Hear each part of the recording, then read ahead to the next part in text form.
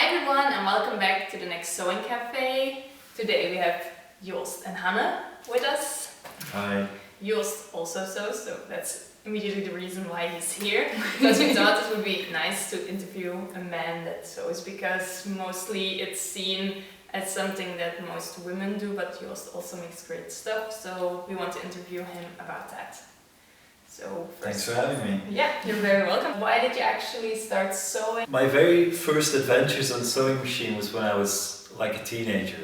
When I was young, my mom would fix my clothes when I ripped my jeans or something, which was all fine when I was small. But as I got a little older, I started to see that actually you're not very good at this, are you, Mom? Like, she doesn't really like sewing. But back in that day, people would still fix their clothes. Now I started getting embarrassed by like how awkwardly she would fix things. So I said, I'll just do it myself. And that's when I first sort of sat behind a sewing machine. And I liked it, but I never even thought about making clothes or anything like that. But what I did do is when I moved out, I got my own sewing machine and I did curtains and pillows and bed linens and stuff like that. And I didn't really get into making garments until 3 years ago, 3.5 now, when I got sick. I got mononucleosis and I was home from work for like 5 weeks, which spilled into the Christmas holidays, and I was just so bored, but I also felt kind of weak and couldn't do much. So I was looking for an inside activity to keep me occupied, so I thought, I'm going to make trousers, right? So that's what you do. Exactly. So I went to the local haberdasher and I got a pattern from Burda, and I got fabric and I sat down and I tried making trousers and I failed gloriously.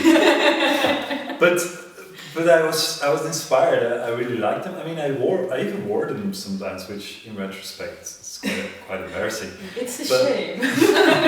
But isn't that with everyone? When I look back at my first dress, when I see it now, I still have it in my closet, and then I look at it like, why did I even wear it? But I do remember wearing it and being like extremely proud that I made it myself, but actually it's really horrible. But Absolutely. It's cute. I think it's cute, There's a learning curve, and I think it's very steep. Yeah, and also that's why I like it that I still have, and then I actually can see it sometimes and be like, why did you do that? But then again, it's my first thing, so it's kind of emotional. No, but I felt the same way. I was incredibly proud, and so this was during the Christmas holiday, and then for New Year's I was like, okay, my New Year's resolution will be, I will no longer buy clothes, I'll make everything myself, which was a stupid idea. Quite ambitious. Yeah, exactly. Naive and ambitious, but I sort of did it because I still buy knitwear, but I don't buy clothes, and I haven't since, apart from once when I was on holiday and what I was called. But I wouldn't buy clothes anymore. I try to make everything myself. Of course, I still wear what I already own, which after a couple of years starts to diminish. But yeah, I just decided that I'm gonna make everything because I liked wearing my own stuff, but also I thought it would help me, force me to make things, and yeah, it really does. Yeah, if you got nothing to wear. Exactly. Shall I wear this garbage bag or shall I make a new pair of pants? No, it's true. I went to a party last week, and I had nothing to wear, and most people, I guess, would run out and buy something, and I was like, oh shit, I better make something because I have nothing to wear. So I did. Doesn't everybody has that experience I just need to finish my hem and then can just throw down and leave for the party, or I know And so in the last part in the car. Yeah. Or just being like, will anybody notice that this isn't finished properly? No, I don't think so. I'll fix it for next time. So, do you sew for yourself or also for other people? I sew for myself almost exclusively. I sometimes make things for other people, but it's quite exceptional. I think it's because I'm a man and I sew menswear, and I don't really have another man in my life that I could easily sew something for. So I could sew for my girlfriend, but then it's a dress, and it's different. There's different techniques. It's a different skill. It's not that I can't make a dress, but it would take me more time maybe than I'm willing to dedicate. Like you have to sort of get into it. Yeah, it's true. So I make her things, but I made her trousers, for example, just because that's closer to what I do for myself. And then I also sometimes sew for I have a godchild who is 3 years old. Once again, it's a little bit different, I can't really use the same pattern, so I make him something for his birthday, but it's not like every other month I But sew it's a something. he, so one day. It's a he, yeah, no, absolutely. When he's gonna grow up, I'm gonna make him loads of stuff. He needs to. Also, if he's ever watching this, maybe. Because I was like, you told it on camera, now Exactly. you have to. This is not a promise. How are the people in your environment reacting to the fact that you're sewing? Nowadays, people are either enthusiastic or they don't believe me. Because I think once you get better at sewing and you say, oh, I made this, and people are like, no, you didn't make that, which is a good thing.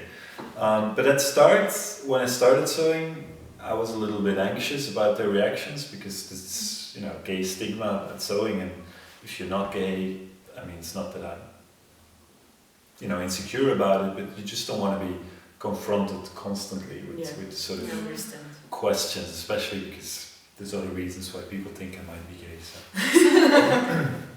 So at first I sort of kept it separated, but then after a while I was like, look, this is who I am. It is my hobby. Like I used to have other hobbies, and I've really sort of phased them out, and I only sew now. That's what I do in my spare time. And that sounds very familiar. No, it's true. So this is what I am, and if you don't like it, then that's fine. You can like other people. There's plenty to go around.